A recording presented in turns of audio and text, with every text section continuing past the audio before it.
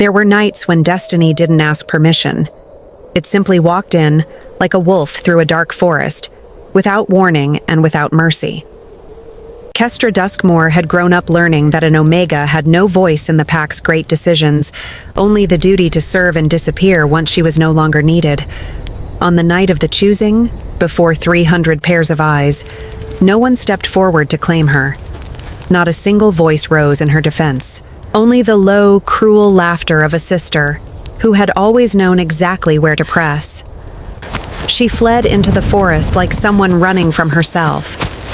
And it was there, with the scent of burnt sage still clinging to her skin and the cold silence of the trees around her, that she found something that would change everything. A she-wolf, caught in an iron trap, her belly heavy and round with pups who hadn't yet seen the world. That same night, miles away, a king woke from a dream too vivid to be only a dream. The face of a wolf he had never met, burned behind his eyes like a prophecy his late mother had told him as a boy. He ran into the darkness without knowing why. He only knew he had to get there before it was too late. Neither of them imagined on that cold night that a trap set on purpose was hiding a secret far greater than either of them understood, and that the rejected Omega and the king were about to discover that destiny doesn't always choose who deserves it, only who is willing to kneel in the mud for a stranger. And so it was, with trembling hands and a racing heart, that Kestra first touched the invisible thread that would bind her, forever, to a king who didn't even know her name yet. If you love intense wolf stories with destiny and twists, go ahead and subscribe to the channel right now. We post videos every single day, so subscribe and turn on notifications so you don't miss any chapters. And how about we get to know each other better? I'm Maggie Reed, the author of these stories. And you? Drop a comment below with your name and what city you're watching from.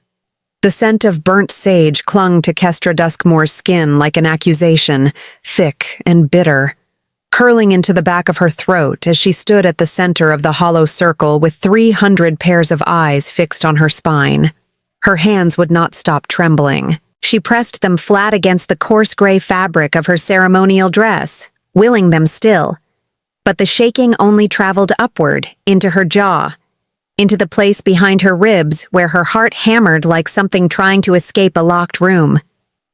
An Omega, someone murmured, close enough that the word landed on her skin like a slap. They brought an Omega to stand for the choosing. She kept her eyes on the packed dirt of the circle, on the frost creeping along its edges in thin silver veins, because if she looked up, if she met even one of those staring faces, she would see the same expression she had known her whole life. Pity wearing the mask of contempt. Contempt wearing the mask of pity. There was no difference, not really. Not to the girl standing in the middle of it. Elder Cassavane's voice rang out over the gathered pack, deep and ceremonial, meant to be heard by every wolf from the front row to the frost-bitten trees at the clearing's edge. The Duskmore line has offered its daughter for the second choosing. Let it be known. Let it be known. As if she were livestock being catalogued, as if the years she had spent scrubbing floors in the pack hall, mending torn cloaks with fingers raw from cold, memorizing every genealogy and treaty just to prove she was worth something. As if none of that mattered more than the fact that she had been born without a wolf's strength inside her, born soft and quiet, in a family that measured love in claws and howls. Her sister Ilvath stood at the front of the crowd, arms crossed, lips curled in something that wanted to be sympathy and landed closer to satisfaction. Ilvath, who had been chosen 3 winters ago by a warrior twice her worth. Ilvath, who never let Kestra forget which of them the family had truly wanted. She won't even be chosen, Ilvath said, not quite under her breath, pitched exactly so it would carry. Who wants a mate who can't even shift properly? Laughter rippled through the crowd, soft and cruel, the kind that didn't need to be loud to leave marks. Kestra felt the heat crawl up her neck, felt her eyes sting, and hated herself for it. Hated that after 23 years of practice, She still hadn't learned how to make her body stop betraying her feelings to a room full of people who already thought her worthless.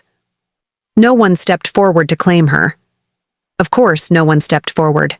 The silence stretched long enough to become its own kind of verdict, and Elder Cassavane cleared his throat with visible discomfort, already reaching for the words that would send her home in disgrace, back to a house that had never once felt like one. That was when Kestra did the only thing left that was still hers to do. She ran. Not gracefully. Not the way an alpha's daughter might have swept from the circle with her chin lifted and her dignity intact. She simply turned and fled, skirts tangling around her ankles, breath tearing out of her in ragged gasps, past the torches and the whispering crowd, and out into the black teeth of the forest beyond the hollow, where at least the trees didn't know how to laugh. She didn't stop until her lungs burned, and the voices behind her had faded into the ordinary hush of wind through pine needles. Only then did she let herself cry, sliding down against the trunk of an ancient oak, knees pulled to her chest, the cold seeping through her thin dress like it wanted to remind her that even the forest found her insufficient. "Wonderful," she muttered to no one, wiping her face with the back of one shaking hand. "Truly a triumphant escape, Kestra. Very majestic. I'm certain the squirrels are impressed." A small, strangled laugh escaped her despite everything. Because there was something absurd about it, wasn't there? About running from your own humiliation only to sit alone in the dirt, narrating it to an audience of trees. Her mother used to say that laughter was the last door in a house of grief, the one that stayed unlocked even when all the others slammed shut. Kestra hadn't found much use for that door in years. But some habits, apparently, refused to die. It was the smell that stopped her laughter cold. Blood. Faint, but unmistakable, threading through the cold air along with something else beneath it. Something like fear made physical. Kestra went still, every instinct she did possess snapping to alert even as her weaker wolf senses strained to understand what her nose was telling her. She followed it before she'd decided to, picking her way between black trunks toward a hollow where the trees grew close and twisted, where the moonlight barely reached the ground. And there, half hidden beneath a fallen branch, she found her. A she-wolf, enormous, even collapsed on her side, gray fur matted and tangled at one back leg where an iron trap had clamped shut. Her sides rose and fell with quick, shallow breaths, and beneath the movement of her ribs, Kestra saw it, the unmistakable swell of a belly full and round with young. "Oh," Kestra breathed, and every ounce of her own misery evaporated in an instant, replaced by something fierce and immediate. "Oh, no, you poor thing." The wolf's eyes rolled toward her, amber and glassy with pain, and something passed between them that Kestra couldn't name. Recognition, almost, as absurd as that seemed for two strangers who had never met. The wolf whined low in her throat, and Kestra was already moving, already kneeling in the frozen mud without a single thought for her ruined dress. "I'm going to help you. I don't actually know how good I am at this, if I'm honest, but I promise I will try, and trying has to count for something, doesn't it?" She kept talking as her fingers found the cold iron jaws of the trap, some old instinct telling her that the sound of a voice, even a frightened one, was better than silence. "My sister would say I'm useless at everything that matters. Let's prove her wrong just this once." The trap did not want to yield. Kestra slipped twice on the cold, wet metal before she braced her boot against the mechanism and threw her whole weight into it, gritting her teeth until something gave way with a groan of rusted metal, and the she-wolf's leg came free. The wolf let out a low sound, amber eyes fluttering, and sank fully against the frozen ground. Kestra barely had time to press her palms to the wound, murmuring things that weren't quite prayers and weren't quite promises, before the forest around them seemed to hold its breath. Somewhere far off, a howl split the night, not one of pain, but of something closer to terror, closer to a man who had woken from a dream he could not shake, and found his feet carrying him into the dark before his mind had caught up. Kestra didn't know yet what was coming through the trees toward them. She only knew that the wolf beneath her hands was shaking and getting weaker, and that whatever waited on the other side of tonight, she was not going to leave her here to die alone. From the cover of a rotted stump deep in the shadowed heart of the forest, two figures watched the trap do its work, and only one of them watched without flinching. "There," Vareth Ashcombe murmured, satisfaction thick in his voice as the iron jaws snapped shut somewhere below them in the dark, followed by a sharp yelp that carried through the trees. "Clean, efficient. No one will ever trace it back to us." Farah said nothing. Her gloved hands had curled into fists at her sides the moment the trap sprang, and she kept them that way, nails biting crescents into her own palms, as if the small, controlled pain might anchor her against the larger, uncontrolled thing twisting in her chest. "You're quiet," Vareth said, glancing sideways at her. "I'm listening," Farah said. "That's all." It wasn't all, and some small, honest part of her knew it even as she said it. She had told herself, walking out into the Blackwood tonight, that this was simple arithmetic.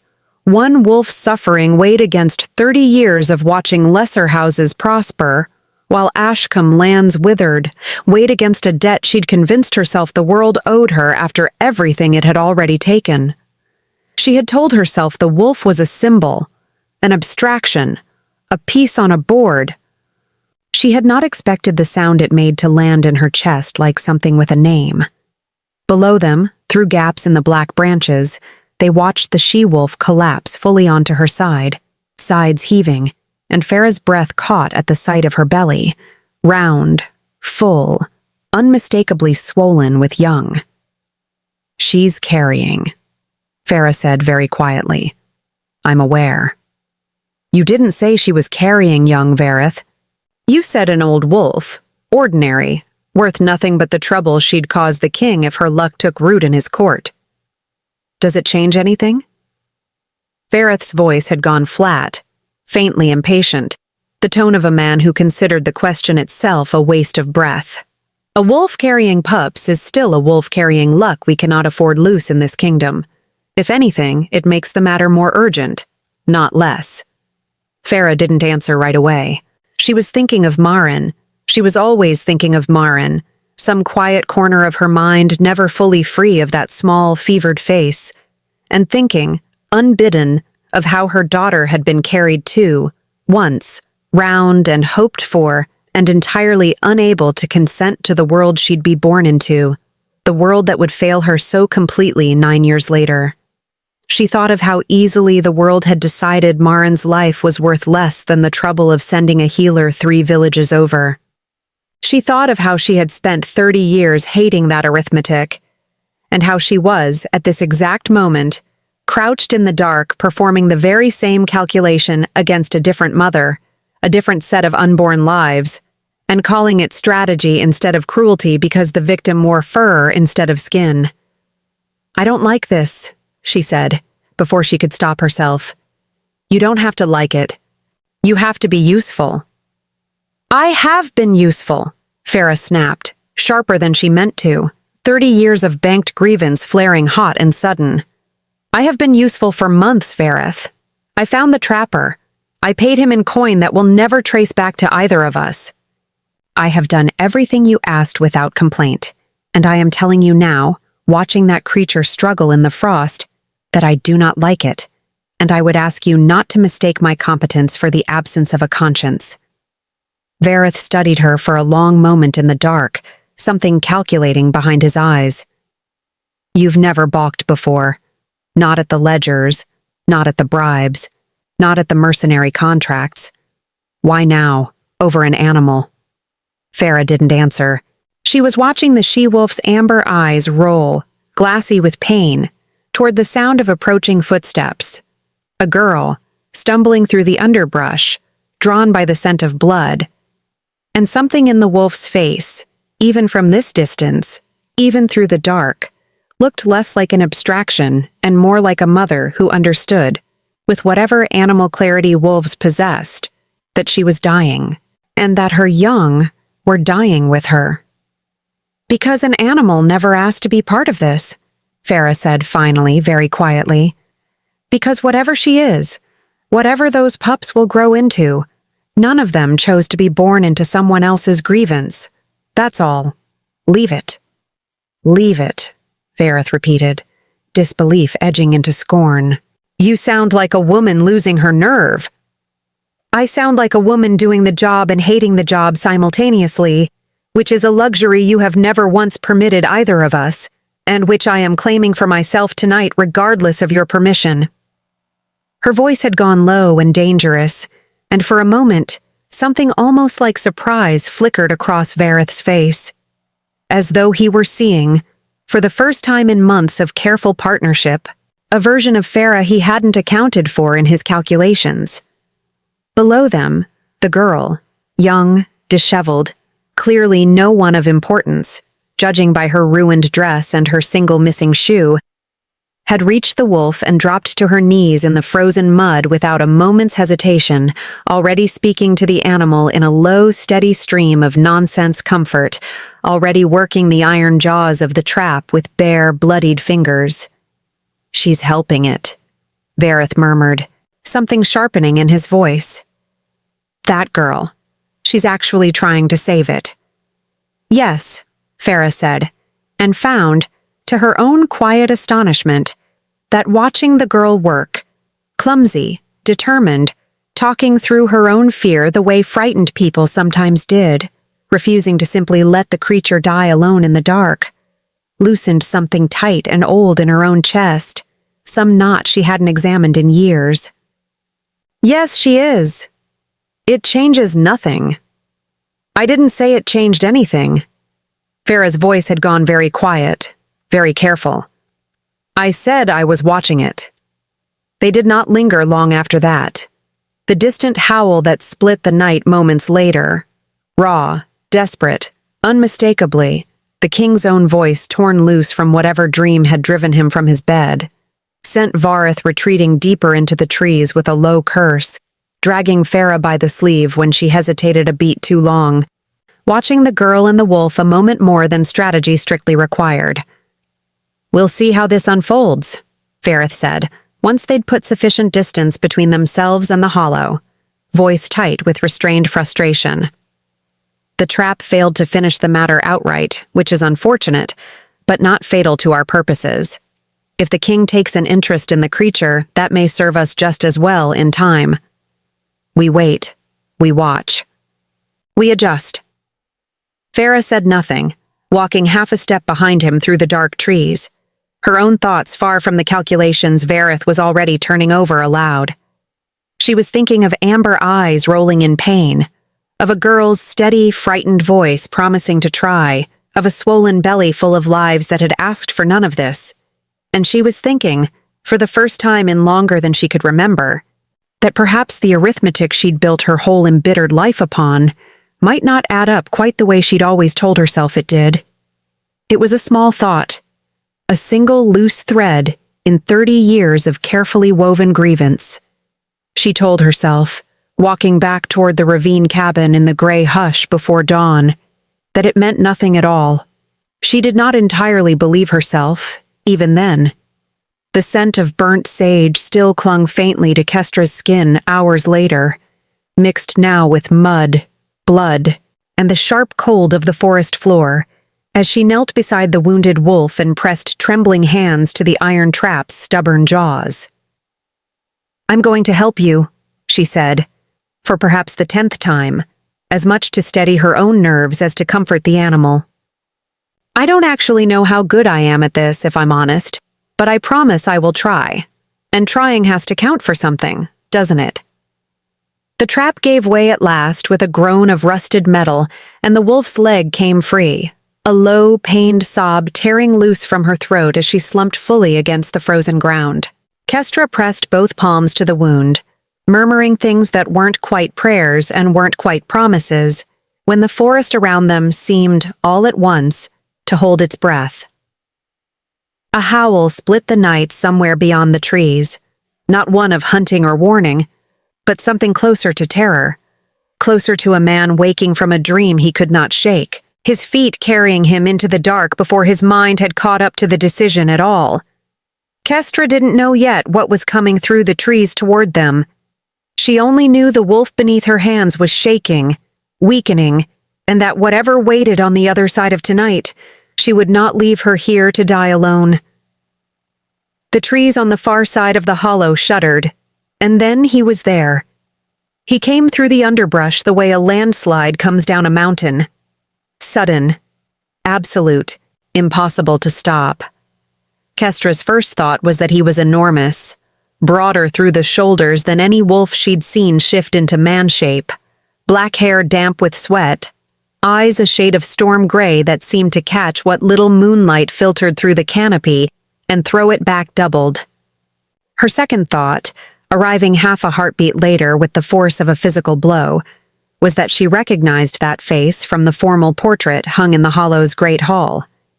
King Alpha Thornwick Vale.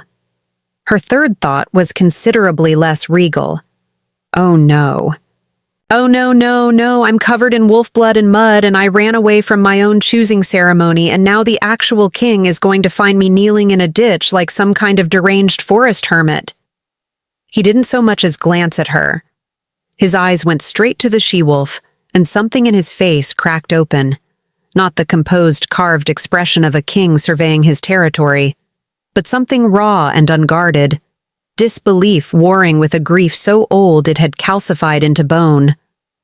He dropped to his knees on the wolf's other side so fast the ground seemed to shudder, and his big hands hovered over her fur without quite touching, as if he were afraid she might dissolve into mist if he did. "It's you," he breathed, and his voice cracked clean in half on the second word. "It's really you. I dreamed." The she-wolf's amber eyes opened, found his face, and something passed between them that made the hair on Kestra's arms stand up. Recognition. Not the kind between strangers, the kind that lived somewhere underneath language. "You know her?" The words tumbled out of Kestra before she could stop them, because apparently kneeling in blood-soaked mud in front of royalty did nothing to improve her manners. The king's head snapped up, and for the first time he seemed to actually register that there was another person there.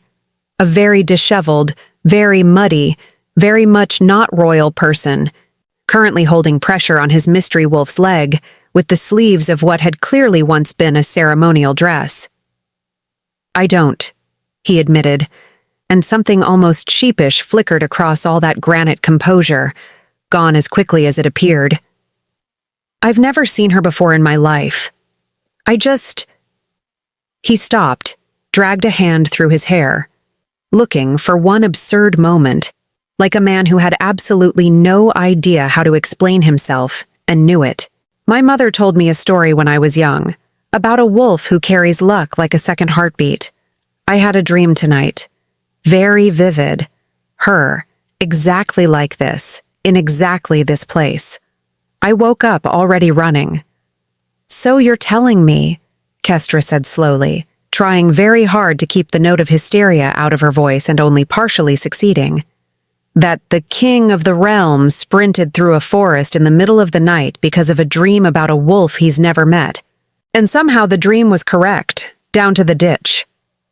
When you say it like that, it sounds insane. I'm not the one who said it. I'm just repeating it back to you very slowly so we can both hear how insane it is." A sound escaped him that might have been a laugh, if laughing weren't clearly the last thing his face expected to be doing right now. "You have a talent for making a man feel foolish." "It's one of maybe 2 talents I have. Would you like to hear about the other one? Or should we focus on the wolf who is currently bleeding on both of us?" That got him moving. Between the two of them, working with the clumsy urgency of strangers who had never coordinated anything together in their lives, they got the wound properly wrapped using strips torn from Kestra's ruined dress and the king's own overshirt. His big hands surprisingly gentle for someone who looked like he could uproot the oak tree behind them with one arm. The she-wolf's breathing steadied, slow and ragged but no longer frantic, her amber eyes drifting between the two of them like she was memorizing something important. "She's carrying young," Kestra said quietly, once the worst of it was done, Once there was space in the silence for softer words. "Far along, I think. We need to get her somewhere warm. My castle isn't far." Thornwick's jaw tightened, some private calculation working behind his eyes. "I'll carry her." "You'll carry a full-grown wolf through a forest at night by yourself?" "I'm considerably stronger than I look." "You look like you could relocate a mountain range for a hobby, so that's saying something." The corner of his mouth twitched, an actual, undisguised almost smile, and Kestra felt something warm and unfamiliar bloom low in her chest at having put it there, at having been the reason a king's carved stone face cracked into something human for half a second in the dark. He gathered the she-wolf up with a care that startled Kestra, cradling the great gray body against his chest like something precious and impossibly fragile, and when he rose to his feet, he was close enough that she caught the scent of him. Wood smoke and pine and something warmer underneath, something that made her pulse do an embarrassing stutter step she chose to blame entirely on the cold. "You saved her," he said, looking down at Kestra with an intensity that made her want to simultaneously disappear into the ground and stand up straighter. "I don't even know your name, and you saved a life I've apparently been dreaming about since I was a boy." "Kestra," she said, and then, because the silence felt too big for just her name alone, "Kestra Duskmore. Recently, spectacularly rejected at my own choosing ceremony, in case you were wondering why I was conveniently available to rescue royal mystery wolves in the middle of the night." Rejected. Something shifted in his expression, sharp and immediate, gone before she could name it. "By whom?" "By everyone, technically. Nobody stepped forward. Omegas aren't exactly a hot commodity on the marriage market, Your Majesty. Turns out." "That's their loss," he said simply, like it wasn't a grand romantic declaration at all, just a plain and obvious fact. "The sky is blue, water is wet. The pack that rejected you was made of fools." And something about the utter lack of performance in it hit Kestra harder than any practice flattery ever could have. She didn't know what to say to that. For possibly the first time in her life, words entirely failed her. Far behind them, deep in the shadowed heart of the forest they'd left behind, a hooded figure lingered a moment longer than her companion had, watching the king and the girl disappear into the dark, with the wolf held safe against his chest. And felt, despite every vow sworn and every calculation made, an unwelcome ache of something that might have been shame settling deep and quiet into her chest, the first honest feeling she'd allowed herself in years.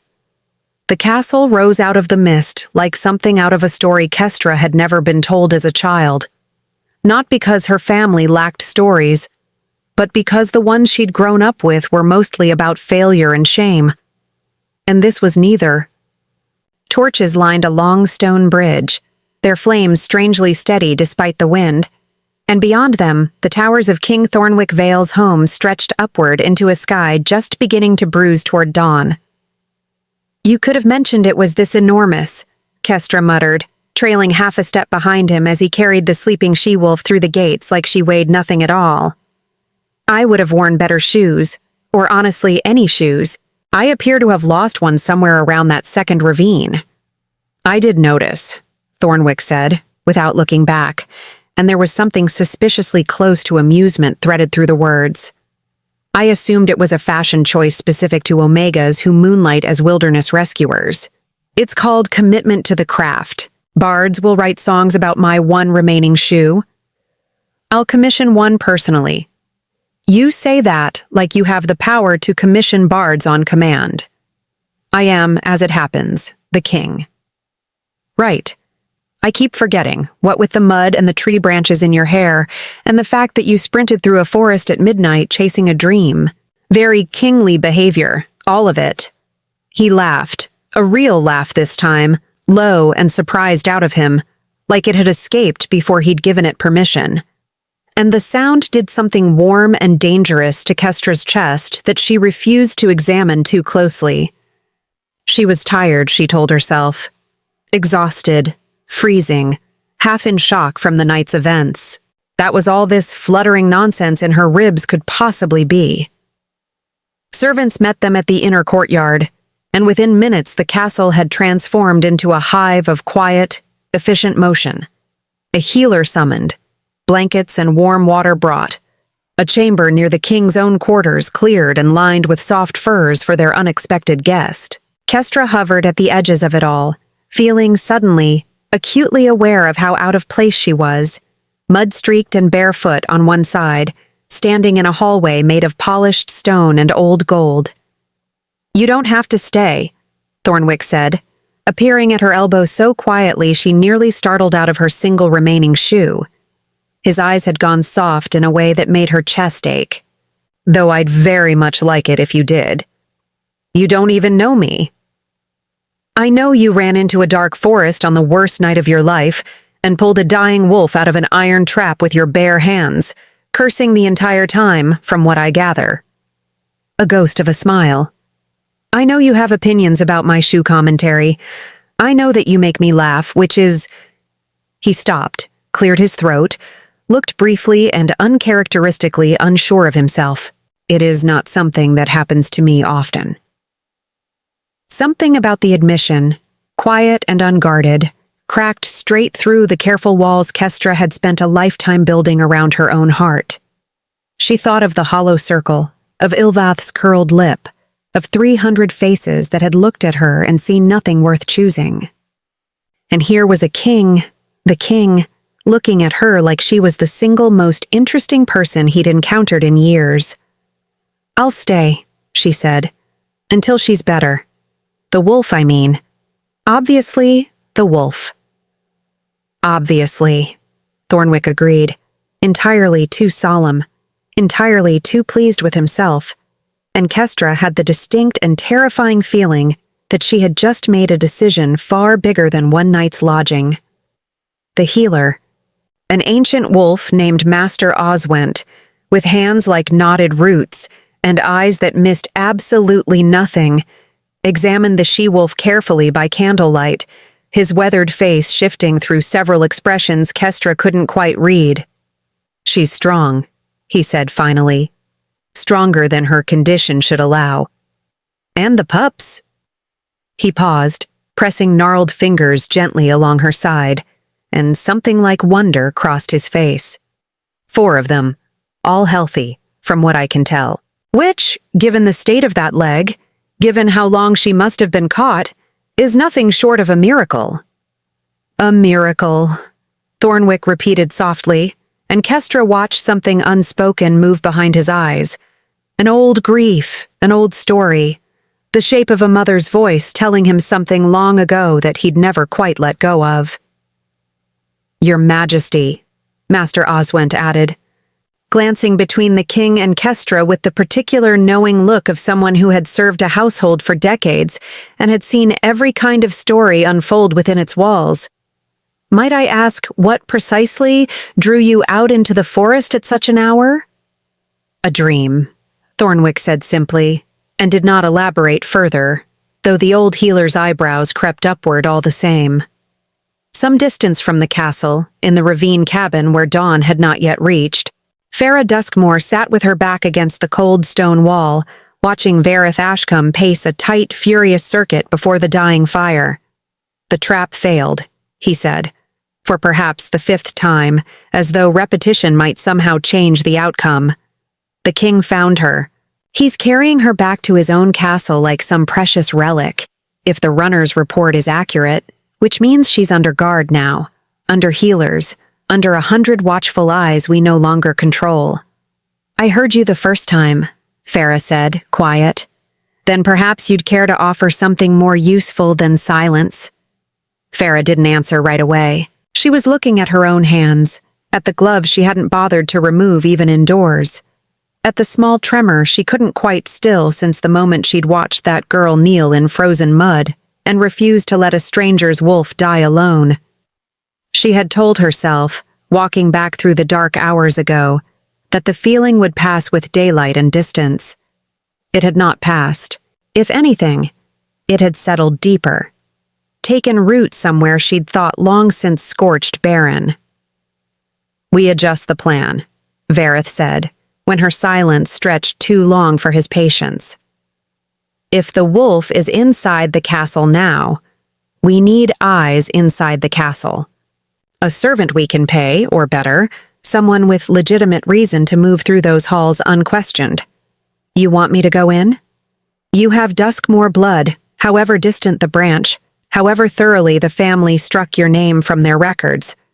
No one at court would think twice about a woman claiming kinship with the girl who apparently rescued the king's mystery wolf.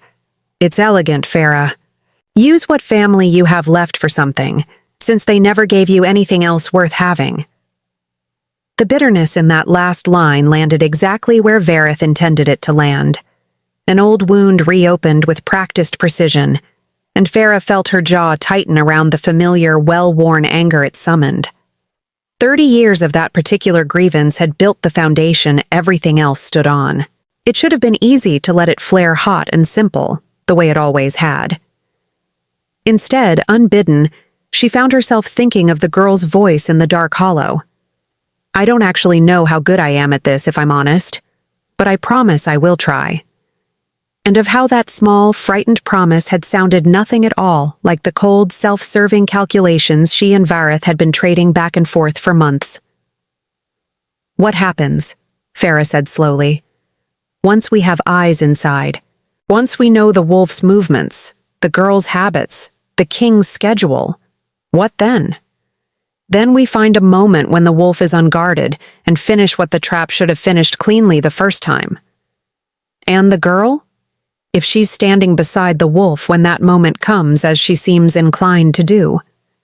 Vareth's pause was a fraction too long, a fraction too careful. That would be unfortunate, but not our doing, strictly speaking.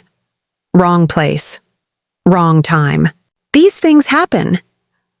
These things happen, Farah repeated, very flat, and something cold slid down her spine that had nothing to do with the cabin's chill. You're speaking of an innocent girl's death as though it's simply weather, Vareth, as though it's nothing anyone need answer for. I'm speaking of necessity. You've never balked at necessity before, haven't I? Farah's voice had gone dangerously quiet, and for the first time in months of careful partnership, Vareth actually stopped his pacing to look at her properly, something wary sharpening behind his eyes. I balked in the forest watching that trap take her leg. I told you I didn't like it, and you told me to be useful instead of honest, and I let you, because I have spent 30 years telling myself that liking or not liking a thing has nothing to do with whether it needs doing. But there's a difference, Vareth, between a wolf I've never met and a girl I watched save her with her own bare, bloodied hands, out of nothing but plain kindness, expecting no reward for it at all. I find I cannot make those two things weigh the same on whatever scale we've been using. Then you've lost your usefulness to me, Vareth said, low and cold, if a stranger's tears in the mud are enough to unmake 30 years of resolve. Perhaps I have. Farah rose from her place against the wall, slow and deliberate, meeting his eyes without flinching. Or perhaps 30 years of resolve was never as solid as either of us pretended, and it's simply taken this long for the cracks to show. I lost Marin to a world that decided her life wasn't worth the trouble of saving. I have spent every year since convincing myself that meant kindness itself was a lie, a luxury, a fool's currency. But I watched a girl risk her own safety for a stranger's wolf last night and ask for nothing in return, not even gratitude. I don't know what to do with that, Vareth. I don't know how to fold it into everything I've built my life upon since Marin died. But I know I am no longer certain the calculation we've been running is the only true one. Vareth studied her for a long, tense moment, something calculating and cold behind his gaze. You'll still go to the castle, he said finally. Whatever crisis of conscience you're indulging in tonight, you'll still go, and you'll still watch, and you'll still report back what you learn. I haven't the patience to find a replacement, and you haven't the luxury of walking away from this now, not with what you already know. It was true, and they both knew it. Farah had gone too far into the planning, knew too many names, too many details, to simply step back into an ordinary life as though none of it had happened. She was bound to this now, whether her conscience had begun to fray or not. "I'll go," she said quietly. "I'll watch. I make no promise beyond that." "That will do for tonight," Vareth said, already turning back toward the fire, already moving past the conversation as though it had cost him nothing at all. "We'll speak again once you have something useful to report."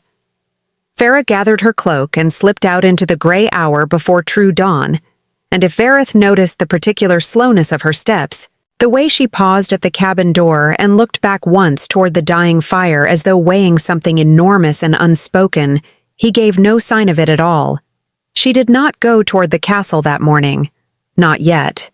She walked instead to the small, overgrown plot of land at the forest's edge where, years ago, before any of this had begun, she had buried a small carved wolf figurine beside an unmarked grave, too poor to afford a proper stone. Marin's grave, tended now only by wildflowers that grew stubborn and unbidden every spring, regardless of how thoroughly Farah herself had given up tending anything at all. She knelt there a long while, saying nothing, feeling everything, and when she finally rose to walk toward the castle as instructed, something in her had shifted, quietly and irrevocably, though she could not yet have named what. Back within the castle walls, oblivious to the conversation unfolding miles away in a cold ravine cabin, the lower halls hummed with a different kind of energy entirely. Servants sweeping stone floors with more enthusiasm than the hour warranted, whispering low over their brooms. "Did you hear? The king himself running through the Blackwood at midnight." "For a wolf. A pregnant one, they're saying, found half dead in a trap. My cousin works the eastern fields. Said his whole crop came up overnight last spring after some gray-furred stray wandered through his land. Thought he was dreaming it. Wouldn't stop smiling for a week straight, and he's not a smiling man, my cousin." Kestra, passing the servants' hall on her way to find water, caught only fragments of the conversation, but enough to make her slow her steps, brow furrowed. Luck. Prosperity. A wolf whose very presence seemed to coax joy out of the ground itself, out of the people around her. She thought of the strange warmth she'd felt kneeling beside the she-wolf in the dark, the way her own grief had briefly quieted the moment she'd touched that matted gray fur, as though some small, tired piece of her own heart had exhaled for the first time in years. She didn't have long to sit with the thought. A commotion rose from the front gate, hurried footsteps, a guard's raised voice, and Kestra hurried back toward the healer's chamber to find Thornwick already striding into the corridor, jaw set, every trace of the warm, teasing man from moments ago replaced by something harder, more alert. "Report," he said to the guard now kneeling before him. "Your Majesty, we found the trap, the one that held her." The guard's voice was grim. It wasn't old, and it wasn't ordinary iron. There's tracker's rope tied to a marker stake, driven in deliberate as you like. Someone knew she was coming through that stretch of forest. Someone set that trap on purpose, and recently.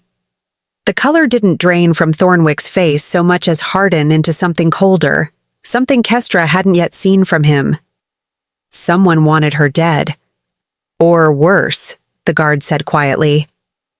Wanted whatever she's carrying to never see daylight.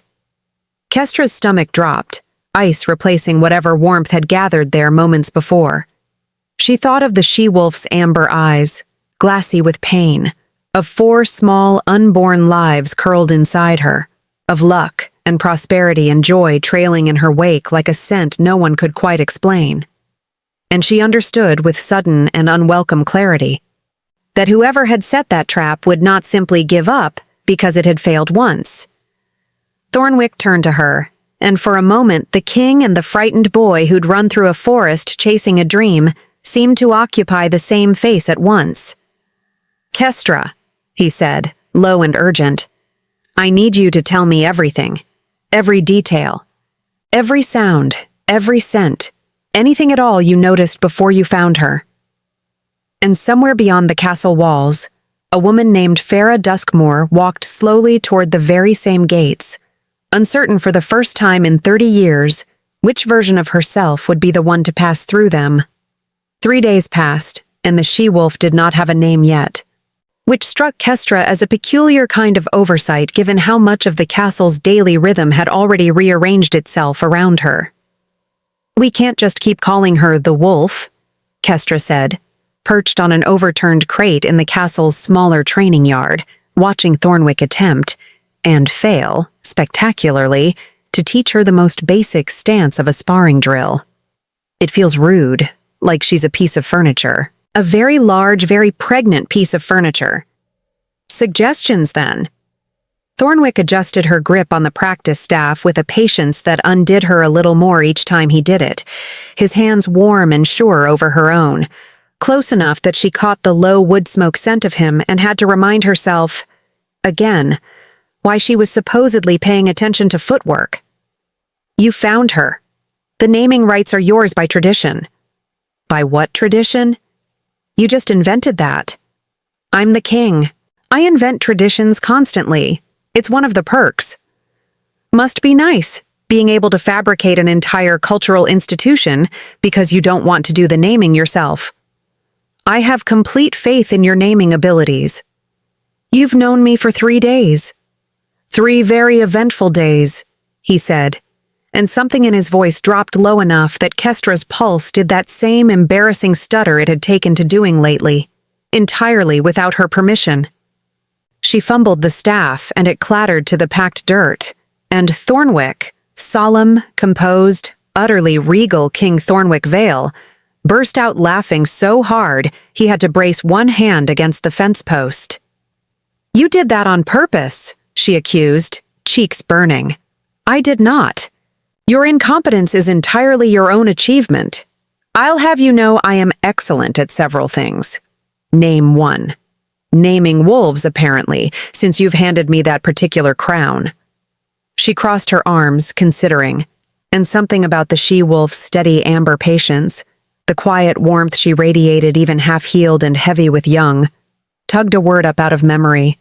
An old word. From a lullaby her mother used to hum before the world had taught Kestra that lullabies were for daughters worth singing to. Sorrel. It means comfort, where I'm from, where I used to be from.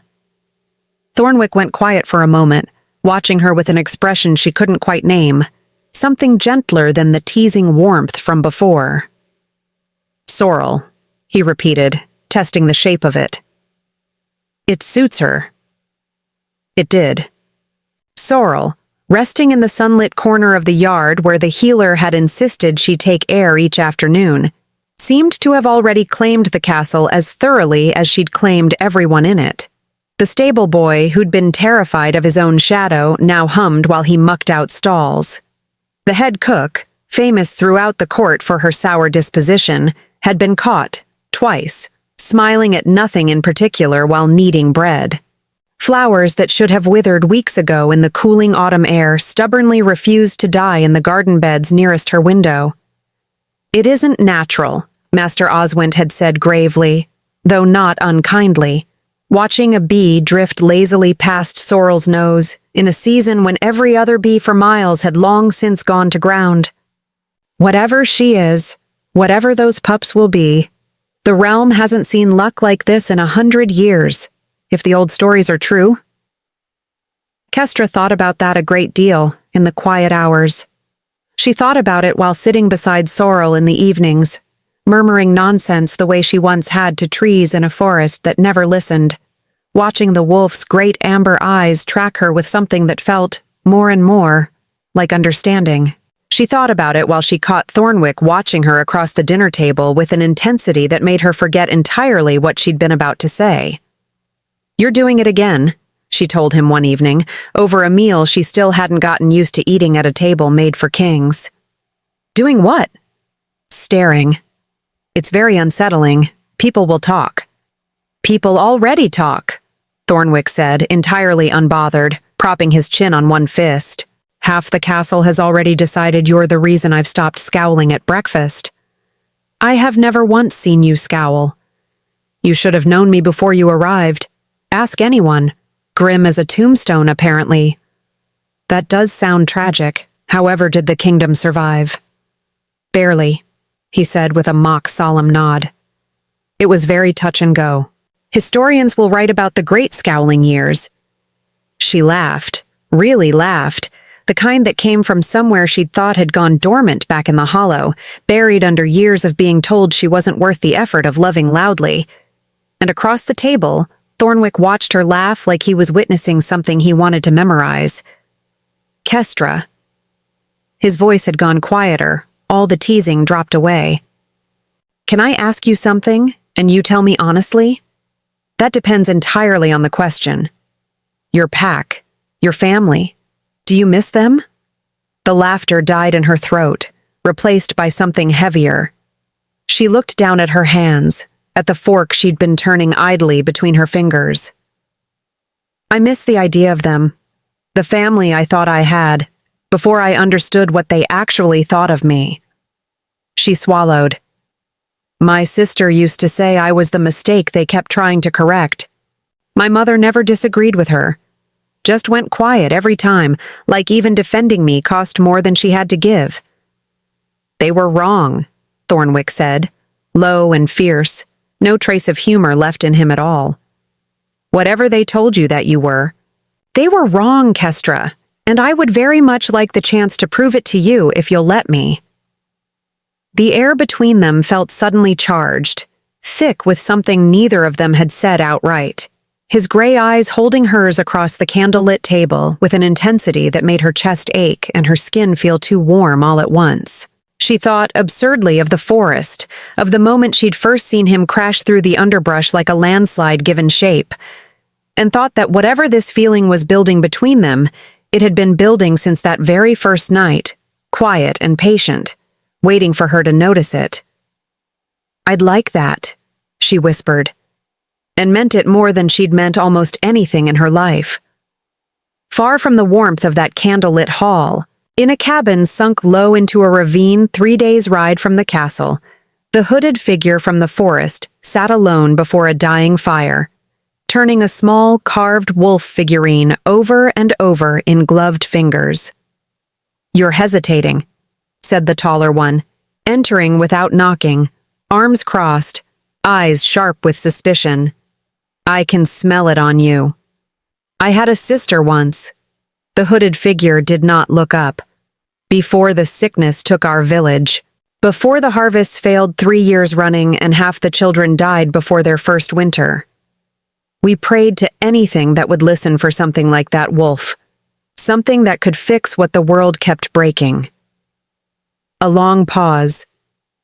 I remember what it felt like, wanting a miracle that badly. And now you have one, within reach, and you'd let sentiment stop you from taking it. I said I remember wanting it. I didn't say I've forgotten why we're doing this instead. The figurine went still in gloved hands. The Vale line has held its power over 3 generations by keeping luck like that far from any throne. You know what happens if a king rules with prosperity magic bound to his court. No noble house can compete. No rival kingdom can starve them into submission. Everything we've spent our lives building gone. Then we're agreed. We're agreed, the hooded figure said, and set the little wolf carving directly into the fire, watching it curl and blacken and disappear, something raw and unresolved flickering behind tired eyes. But we do it clean this time. No traps that fail, no mistakes. The taller figure smiled, cold and satisfied, already turning toward the door. Good, because the moon turns full again in 11 days. And by then, one way or another, that wolf's luck dies with her. The 11 days the hooded figure had spoken of in that dying firelight were, for Kestra, 11 of the strangest and most wonderful days of her life, though she had no way of knowing yet how little time remained before the count ran out. Sorrel grew larger by the day, her belly rounding out beneath silver-gray fur until Master Oswint declared, with the particular gravity of a man delivering excellent news, he didn't fully understand himself, that her time was drawing near. And with her nearness came stranger and stranger blessings. A well in the lower village that had run dry for 2 seasons suddenly filled overnight. An elderly guard's chronic cough, one he'd carried for a decade, simply vanished. 3 separate marriages were proposed within the castle walls in a single week, an event so unusual that the head cook took to muttering about love potions in the water supply, though she said it while grinning, which rather undercut the accusation. "I think," Kestra said one crisp morning, sitting cross-legged in the straw beside Sorrel's resting place, scratching gently behind one silver ear, "that you might be the most powerful creature in this entire castle, and you spend your days sunbathing and accepting belly rubs like some sort of extremely smug house cat." Sorrel huffed, an almost laugh of a sound, and shifted just enough to press her large head more firmly into Kestra's lap, amber eyes half-lidded with contentment. "Don't encourage her," Thornwick said from the doorway, arms crossed, though the smile tugging at his mouth suggested he was doing plenty of encouraging himself. "She's already got the entire kitchen staff wrapped around one paw. Cook made her a stew yesterday, an actual stew, for a wolf. In fairness, it did smell better than what they served us." "That is treason, Kestra Duskmore." "Is it treason if it's also true?" "Especially if it's true." He crossed the yard and lowered himself down beside her, close enough that their shoulders brushed, close enough that Kestra's whole body seemed to recalibrate around the warmth of him the way it always did now, embarrassingly immediate and entirely out of her control. "How is she today?" "Restless. Master Oswint says it won't be long." Kestra hesitated, running her fingers absently through Sorrel's fur. "I keep wondering what happens after, once the pups come. Whether she has somewhere to go, someone waiting for her, a whole life we've been keeping her from." Something shifted in Thornwick's expression, thoughtful and a little uncertain. "I've had riders searching the Northern Territories for weeks. No pack has claimed her. No family has come asking after a missing wolf, pregnant or otherwise. Whatever she is, wherever she came from, I don't think anyone's looking for her at all." "That's sad," Kestra said quietly. "Being that important to a whole kingdom without anyone actually knowing her. Being valuable instead of loved." Thornwick went very still beside her, and when she glanced up, she found him watching her with an expression so raw it stole the breath clean out of her lungs. "I know something about that," he said low. "Being valuable. Being useful to a crown, a court, a kingdom that needs an alpha king more than it wants the man underneath the title." He looked away, out toward the training yard, jaw working like he was deciding how much of himself to hand over.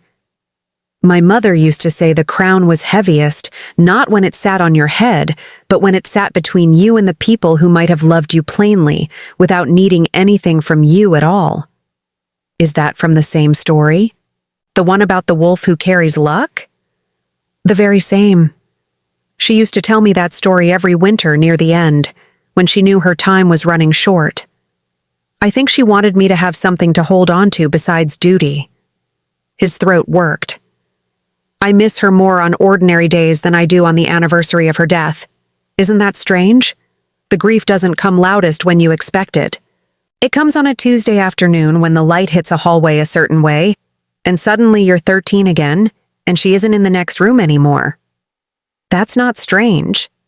Kestra's own throat had gone tight. "That's just what missing someone actually feels like, underneath all the poetry people write about it." They sat in silence for a while after that. The good kind. The kind that didn't need filling, Sorrel's steady breathing between them like a held note. Kestra felt his hand find hers in the straw, tentative at first, then certain. His calloused fingers threading through hers with a gentleness that undid something in her chest she'd spent years bracing shut. "Kestra." Her name in his mouth had started to sound like something sacred, something she wanted to hear again and again, until she forgot every uglier way it had ever been said.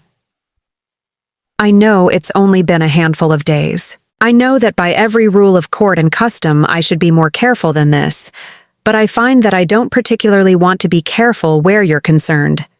That's dangerous talk for a king. I've been told I have a reckless streak." His thumb traced slow, absent circles over her knuckles, and she felt the touch everywhere, a warmth that started in her hand and spread out to the very edges of her. I keep thinking about the forest, about turning and seeing you there, covered in mud and blood and utterly unafraid, scolding a wolf into staying alive through sheer stubbornness. I think some part of me already knew, that night, that I wasn't running toward Sorrel alone. The air between them had gone thick and warm, the space narrowing until she could feel the heat radiating off him, could see the flecks of storm gray in his eyes catching the afternoon light, could smell wood smoke and pine and something underneath that was entirely, distractingly him. When his free hand came up to brush a strand of hair back from her face, his fingers lingering warm against her jaw, she found she'd entirely forgotten how to breathe properly. "Thornwick," she whispered, and it came out far softer than she intended, an admission all its own. He leaned in slowly, giving her every chance to pull away, and she couldn't. Some old frozen part of her finally thawing all at once. And when their lips met, it was gentle at first, almost questioning, before deepening into something that stole the last of the cold autumn air from her lungs entirely.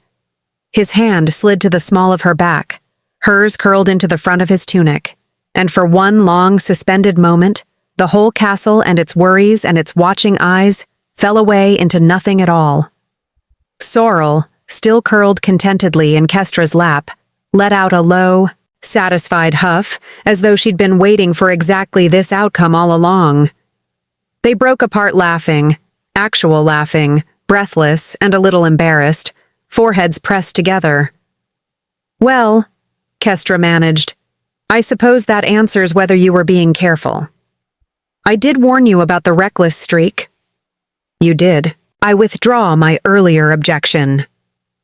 Beyond the yard's outer wall, hidden in the deep shadow of the tree line, Farah Duskmore stood perfectly still and watched the kiss unfold from start to finish, and found she could not make herself look away.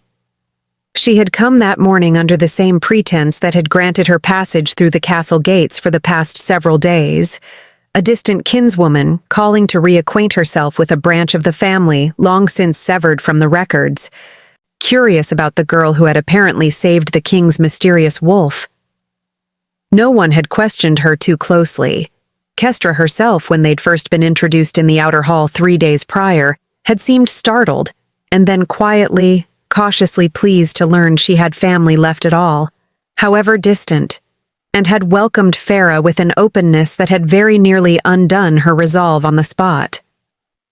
Farah had told herself, walking those halls each day, gathering the small details Vareth demanded, the wolf's routine, the guards' rotations, the hour the king preferred to walk the training yard alone, that she was simply doing what needed doing, that the warmth in Kestra's eyes when she spoke of family, of belonging, of finally having someone who might want her without condition, meant nothing beyond its usefulness to the plan. She had not expected to feel this. Watching the king's hand find Kestra's in the straw, watching him speak of his mother's voice, of grief that ambushed a person on ordinary Tuesday afternoons, of a crown heavy not with duty, but with all the love it kept a man from receiving plainly.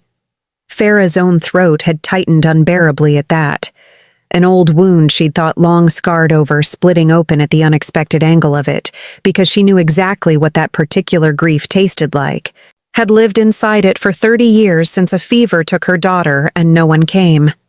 And now, watching the two of them lean together in the golden afternoon light, watching a girl who had been discarded by her whole pack finally being chosen.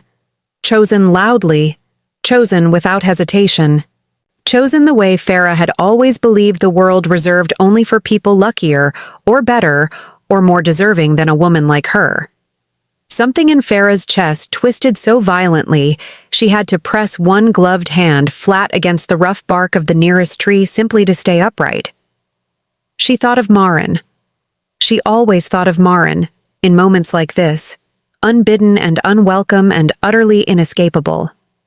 She thought of how her daughter had never once been kissed by anyone, had never once been chosen by anyone beyond the small, fierce love of a mother who had not been enough to save her, had died at 9 years old, still believing, in some small, unspoken way, that she had been born into a family the world considered lesser, unworthy of the healer's attention that might have saved her. Watching Kestra now, an Omega, rejected, cast off by her own pack in front of 300 witnesses, and yet somehow still standing here in golden afternoon light, being loved exactly the way Farah had always wanted someone, anyone, to love her broken, discarded daughter. Farah felt the careful architecture of 30 years of grievance groan under a weight it had never been built to bear. It would have been easier, she thought distantly, if the girl had been cruel. If she had been vain or thoughtless or undeserving in any of the small human ways that might have let Farah's conscience rest easy about what came next. It would have been so much easier if Kestra Duskmore had been anything other than exactly what she was. A girl who talked to dying wolves in the dark and promised to try, who made a king laugh despite himself, who had welcomed a stranger claiming distant kinship with open, unguarded warmth because she had spent so long starving for family that she'd forgotten how to be suspicious of it. Farah had watched this girl for 3 days now. She had watched her sit with Sorrel every evening, murmuring nonsense the way lonely people sometimes did to animals who couldn't judge them for it. She had watched her flinch, small and involuntary, whenever anyone raised their voice too suddenly, an old wound from that choosing ceremony still tender beneath the surface. She had watched her laugh, really laugh, unguarded, delighted, at the king's terrible jokes, and had felt something in her own chest ache at the simple, uncomplicated joy of it, a joy Farah herself had not permitted in her own life since long before Marin's small grave went quiet. She should report this to Vareth. The kiss, the deepening bond, the fact that whatever protection the king's growing feelings offered Sorrel now extended, inevitably, to the girl kneeling beside her. Vareth would want to know. Vareth would call it useful, would fold it neatly into whatever plan he was already reshaping in that cold ravine cabin, would see in this tender golden moment nothing but another lever to pull. Farah found, standing in the shadow of that tree with her gloved hand pressed hard against rough bark, that she did not know if she could make herself say the words aloud. "You're still here." The voice at her shoulder made her startle badly enough that she nearly lost her footing. Master Oswent stood a few paces back, weathered face unreadable in the dappled light, a basket of gathered herbs balanced against one hip. He had a way, she'd noticed these past days, of appearing in places without seeming to have walked there at all. "I was admiring the view," Farah said too quickly, gesturing vaguely toward the yard.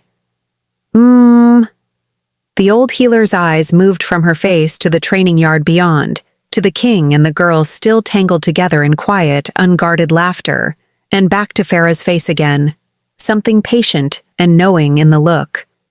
"It is a fine view. The finest this castle has seen in some years, I'd wager. There was a time before you came to us when I worried His Majesty had forgotten how to laugh at all. Grief does that sometimes. Teaches a person to wear duty like armor until they forget there was ever a softer thing underneath it." "You knew his mother," Farah said, because it seemed safer than examining why her own voice had gone unsteady. "I did. A fine woman. Carried her own grief with more grace than most, though it cost her plenty to manage it." Master Oswent shifted the basket on his hip, watching her still with that same patient, unhurried attention. "You have the look of a woman carrying something similar, if you don't mind an old healer's observation. Something heavy and old and not entirely resolved." Farah said nothing for a long moment, watching Kestra's laughter carry faintly across the yard, watching the king press a kiss to the crown of her head with a tenderness that made something in Farah's own chest ache with a longing she hadn't permitted herself to name in 30 years. "Everyone carries something," she said finally, quiet and careful. "They do," Master Oswent agreed. "The wise ones learn to set it down before it crushes something worth keeping." He inclined his head toward her, not unkindly, and turned to continue on his way toward the herb gardens, leaving her alone once more in the shadow of the tree. Farah did not go to Verith that evening as she had promised. She told herself it was simply exhaustion, simply a delay, nothing more significant than that. But she knew, walking back toward the ravine cabin in the deepening dusk, that something in her had shifted again. The crack that had first opened in that dark forest hollow widening now into something she could no longer pretend to ignore. The night the moon turned full, Kestra Vale, though she was not yet Vale in name, only in every quiet way that mattered, woke to the sound of Sorrel's low, urgent whine echoing through the stone corridors an hour past midnight, and knew, with the particular certainty of someone who had spent weeks memorizing every one of the she-wolf's sounds, that tonight was the night, 3 full days earlier than Master Oswent had predicted. She was out of bed and into her robe before she'd fully processed moving, bare feet slapping cold stone as she ran the length of the castle toward the birthing chamber, heart hammering with a fear that had nothing to do with the labor itself and everything to do with the strange, restless unease that had been coiling in her stomach for days, an unease she hadn't been able to name and hadn't wanted to examine too closely. Sorrel was already down in the straw when Kestra burst through the door, sides heaving, amber eyes wide and glassy with pain and effort both. Master Oswent knelt beside her, sleeves rolled, weathered hands steady despite the early hour, murmuring low instructions to the 2 healers' assistants scrambling to bring water and clean linens. "There you are," the old healer said without looking up, entirely unsurprised, as though he'd expected Kestra to appear the instant Sorrel's first contraction hit, which, in fairness, was exactly the sort of thing that had become routine in this castle over the past weeks. "Come, talk to her. She settles when you're near." Kestra dropped to her knees in the straw without a second's hesitation, heedless of her nightclothes, and pressed both palms to Sorrel's heaving flank, smoothing damp fur back from wild amber eyes. "You're doing wonderfully," she murmured, the same nonsense comfort she'd offered in that cold, dark forest hollow, what felt now like a lifetime ago, and had, in truth, been barely more than a month. "Braver than I ever was at my own choosing, and I only had to stand still and get humiliated in front of 300 people. You're doing actual heroic labor. Someone should write a song. I would, but I'm dreadful with rhymes, and you deserve better than a song about how you're quite the doer, rhymed with wolf pursuer, which is genuinely the best I could manage under pressure." Sorrel huffed something that, in a less exhausted creature, might have passed for a laugh, and pressed her great head briefly into Kestra's palm before another contraction seized her, and the amusement dissolved into a low, pained whine.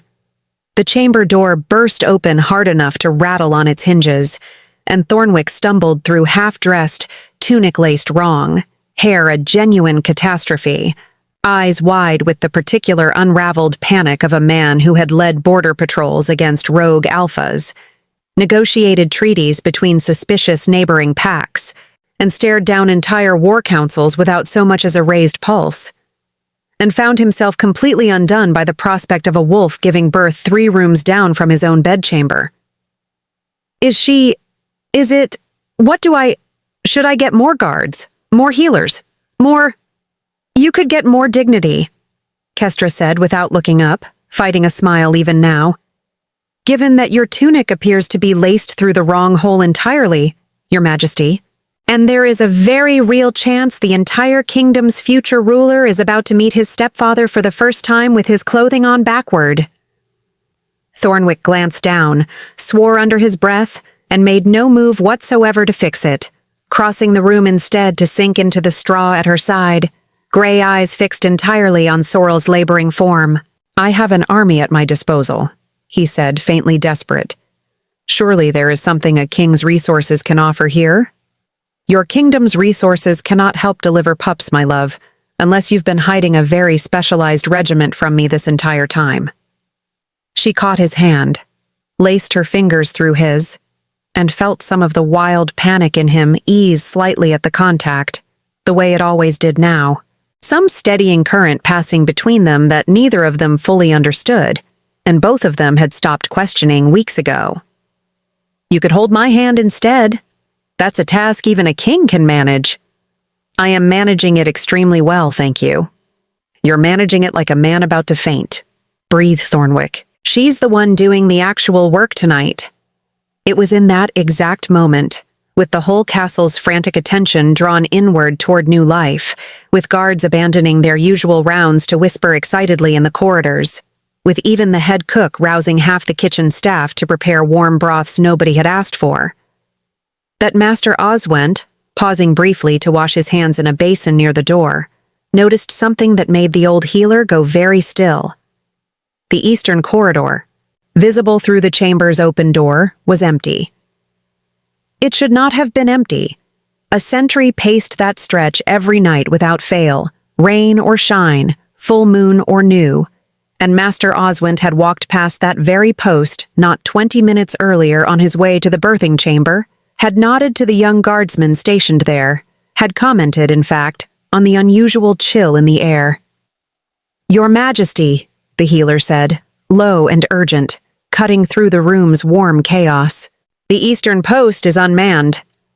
Thornwick's head snapped up, every trace of the flustered, laughing man from a moment before burning away instantly into something harder, sharper, an Alpha King's instincts overriding everything else in the space of a single breath.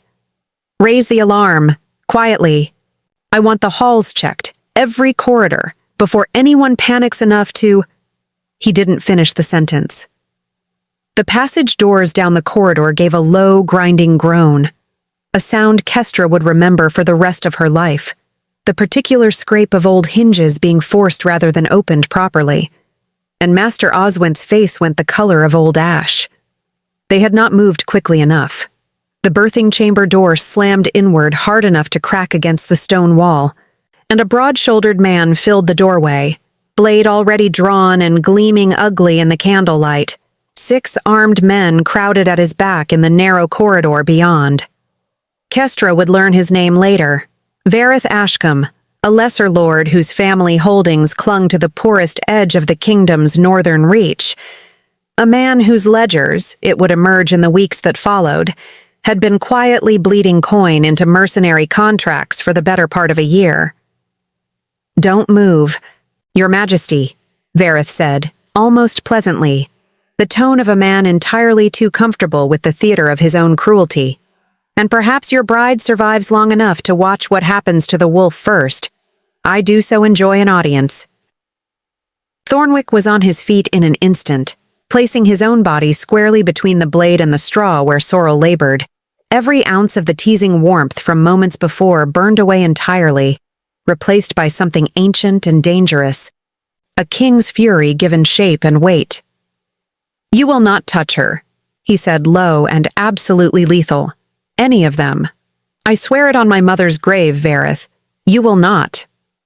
"Your mother's grave is precisely the trouble here," Vareth said. And there was, beneath the mockery, something almost regretful in it. Some genuine grievance that made the moment stranger and more human than Kestra had braced for. "She's the one who filled your head with old prophecies about wolves carrying luck like second heartbeats, who made you believe destiny owed you something better than the rest of us. If she'd simply let those foolish old stories die where they belonged, none of us would be standing here tonight, and my family's holdings wouldn't have spent 3 generations watching lesser houses with luckier land outpace us at every turn." "That's not luck's fault," Kestra snapped, sharp and furious, despite the terror coiling tight and cold in her chest. One arm curled instinctively around the small, newly delivered pup, already nosing blind and trembling against Sorrel's side. The first of the litter, born mere minutes before chaos found them. "That's simply the kind of man you've chosen to be, Lord Ashcombe. Plenty of houses have faced hard seasons without setting iron traps for pregnant creatures who never did them a single moment's harm." Something flickered dark and dangerous across Vareth's face at that, and he took one deliberate step further into the room. And it was then that the 6th figure in the doorway, the smaller, hooded one, who had lingered silent at the edge of the group this whole time, finally moved. Not toward the king, not toward the wolf, toward Vareth himself, a slim blade drawn from some hidden sheath and pressed, trembling but unmistakably resolved, against the join of his ribs from behind. "Enough," the hooded figure said, and the voice cracked wide open on the single word, raw in a way that stilled even Vareth's confidence for half a heartbeat. "I said enough, Vareth. Tonight, it ends." He turned, disbelief flashing hot and immediate across his face, disbelief curdling fast into something colder. "You'd betray me. Now. After everything we've built together, after every sacrifice, after watching a king bleed himself pale defending a wolf and the woman he loves, who never once wronged either of us?" The hood fell back at last, revealing a woman perhaps 40 years old, gray threading heavy through dark hair, a face carved deep with grief that had calcified over long years into something hard and merciless, until it seemed tonight. "Yes," she said. "After that." "Yes. Farah," Kestra breathed, and something in the shape of that name, in the particular cast of the woman's jaw and the color of eyes so achingly familiar, made recognition dawn slow and horrible across her own face. You have my grandmother's eyes. Your pack. Your family." "Was pack," Farah said, voice shaking now. Blade still held steady against Vareth's ribs, even as everything else in her seemed to be coming apart at the seams. "Your family's council cast me out 3 generations back, when I married a man outside the bloodline they approved of. When my daughter Marin was born smaller and weaker than the alphas among us thought fit to acknowledge as truly pack. When she caught fever at 9 years old, no healer in 3 villages would come, because no one owed help to a family already struck from the records. I held her while she died, Kestra. I held her in a house with no fire left to burn, because we'd used the last of our coin trying to buy a healer who never came. And I have spent every single year since telling myself that the world only ever rewards cruelty. That kindness is a luxury reserved for people who've never truly lost anything worth losing." The room had gone utterly silent, but for Sorrel's labored breathing and the small, mewling sounds of the newborn pup nestled against her side. "I'm not asking for your forgiveness," Farah went on, and her voice cracked entirely on the last of it. "I only understood tonight. Watching your king throw his own body between a blade and a wolf's newborn pups without a single second's hesitation, watching a stranger's kindness cost him nothing but the willingness to risk everything, that I let my own grief turn me into precisely the kind of monster who let my daughter die in the first place. Nobody came for Marin, because no one believed she was worth the risk. I have spent 30 years punishing a world for that cruelty by becoming crueler still. I am done. I am done tonight, whatever it costs me." Vareth's patience, thin as it had ever been, shattered entirely. He moved fast, faster than grief-worn hesitation could counter, twisting free of the blade at his ribs with a sharp, brutal jerk of his elbow that sent Farah stumbling hard into the doorframe, air punched from her lungs in a pained gasp. "Fool woman!" he snarled, and turned the full weight of his fury and his blade toward Thornwick instead, closing the distance in 2 long strides. The cold efficiency of a man who had long ago decided sentiment was a weakness he would never permit himself to carry. What happened next happened in the space of 3 heartbeats, though Kestra would replay each of them, slowed and vivid, for the rest of her life. Thornwick moved to meet the blade, already faster and stronger than any ordinary man had a right to be, but it was Sorrel, exhausted beyond measure, freshly delivered of 1 pup with 3 more yet unborn, every last ounce of strength she possessed already spent on the labor still gripping her body. Who moved first and fastest of all, dragging herself up onto trembling legs with a sound of pure, ragged effort, placing her own great body directly between the descending blade and the king, who had once run through a midnight forest chasing nothing but a dream and a mother's old bedtime story. The blade caught her shoulder instead of Thornwick's chest, a glancing blow, but enough to draw blood, and her furious, agonized howl tore through the chamber and out into the corridor beyond, loud enough to shake dust from the old stone rafters. loud enough to bring every guard within the castle's walls running at a dead sprint. They were on Werewolf Ashcombe within seconds, castle guards flooding the passage in a wave of steel and shouted orders, his hired mercenaries scattering in a panic or dropping their weapons outright at the sheer overwhelming numbers now bearing down on them. Within minutes, the would-be assassin lord knelt in iron chains upon the stone floor, spitting curses that carried no weight at all against the sheer, crushing finality of what he'd just attempted and failed.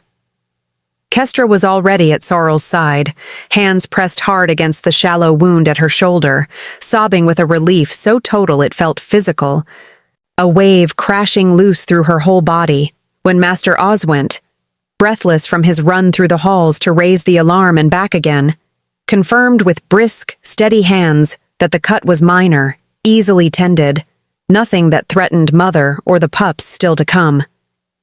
"You saved him," Kestra whispered into Sorrel's matted fur, half laughing, half weeping, pressing her forehead against the wolf's own. "You impossible, magnificent creature. You actually saved him." Farah remained crumpled where Vareth's elbow had thrown her, in the doorway's shadow, making no attempt to flee, no attempt to defend herself at all, simply kneeling with the exhausted stillness of a woman who had, at long last, set down a weight she had carried for 30 grinding years. Thornwick knelt before her once the chaos had settled enough to permit it, gray eyes hard, but, Kestra noted, watching from across the room even through her own tears, not entirely without mercy. "You came here tonight to help kill my family." "I did." No excuse offered, no softening of the truth, not even now, not even with her life clearly balanced on the answer. "And I turned my own blade against my ally to stop it, at the cost of whatever safety my silence might have bought me, the instant I understood what silence would actually cost. I won't ask you to weigh those two facts as though they cancel each other cleanly. They don't. I only ask that you remember both are true when the time comes to decide what becomes of me." Thornwick studied her for a long, weighted moment. This woman who shared blood, however distantly, with the wife he loved more than his own life. This woman who had lost a daughter to a cruelty the world had inflicted and then compounded by her own hand for 3 decades after. This woman who had chosen, in the very last possible instant, to become something other than what grief had carved her into. "The council will judge Werewolf Ashcombe for treason, conspiracy, and the attempted murder of the crown," Thornwick said finally, each word deliberate and even. "His holdings will be seized. His mercenaries tried according to the old codes. As for you?"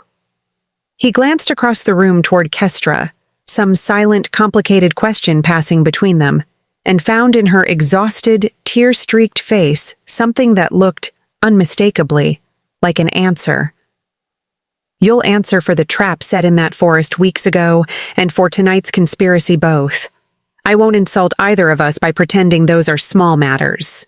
But a blade turned against your own ally to protect innocent lives, at the very last possible moment, when silence would have been so very much easier, that will be weighed as it deserves, before the full council in the open, where everyone may see exactly what you did and did not do tonight.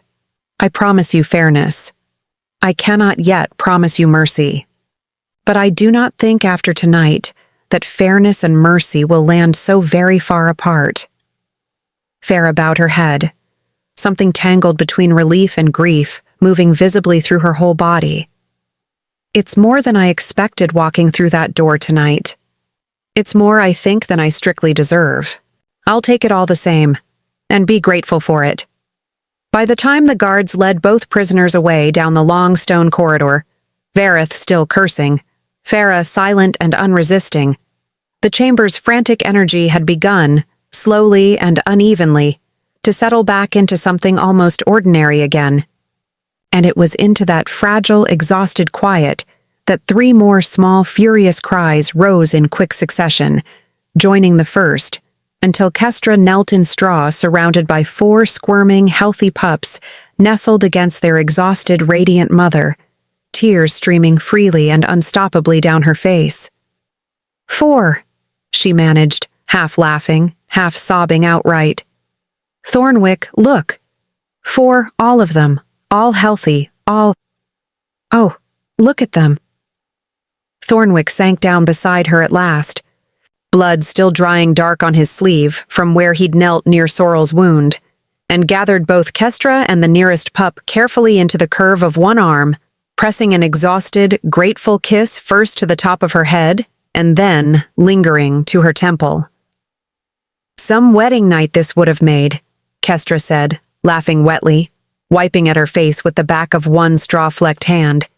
If we'd actually managed to have the wedding first, instead of an armed assault and a family reunion with a woman who apparently wants me dead and also somewhat regrets it. We'll have the wedding, Thornwick murmured against her hair, low and certain, the words settling into her like a promise laid down in stone. We'll have every ordinary, unremarkable day that follows this one too, if I have anything at all to say about it. I believe I've had quite enough excitement to last several lifetimes, all delivered within the span of a single moon cycle. You say that as though excitement requires your royal permission before proceeding. I am the king, Kestra. Excitement should absolutely require my permission. I'll be certain to inform it of the new policy, she said, and laughed again, properly this time, the sound cracking loose something tight and frightened that had lived behind her ribs since the corridor doors had first groaned open, and let herself, finally, simply rest in the warm, exhausted, hard-won safety of a family that had very nearly cost her everything tonight, and had, in the end, given her back more than she had ever once dared to hope for. Outside, the full moon rode high and pale and indifferent over a kingdom that would wake, by morning, to an entirely different story than the one it had gone to sleep believing. A story about a wolf who carried luck like a second heartbeat, about a woman named Farah who had chosen, at the final possible moment, to become something better than her grief, and about an Omega girl who had once run weeping into a dark forest on the worst night of her life, and found there, instead of the end of her worth, only the very beginning of it. Epilogue. 1 year later, spring came early, unfurling green across fields that had spent a decade forgetting abundance. Kestra Vale stood at the edge of the training yard, watching 4 grown pups tumble through the grass while their mother dozed in patient sunlight nearby, and felt Thornwick's arms circle her waist from behind. "You're staring again," he murmured. "I'm allowed. It's my family." She leaned back into him, watching Farah, pardoned, changed, now serving quietly as the castle's record keeper, mending old ledgers the way she once mended nothing at all, crossed the yard to scatter grain for the hens, pausing to smile at the pups as she passed. Near the gates, a young Omega girl stood clutching a travel bag, freshly rejected from her own choosing, shame still fresh on her face. Kestra crossed to her without hesitation, kneeling to meet her eyes. "I know exactly how today feels," she said gently. "Come inside. There's a wolf here who's very good at reminding people they're worth choosing, and this time, I promise you, the story doesn't end where you think it does."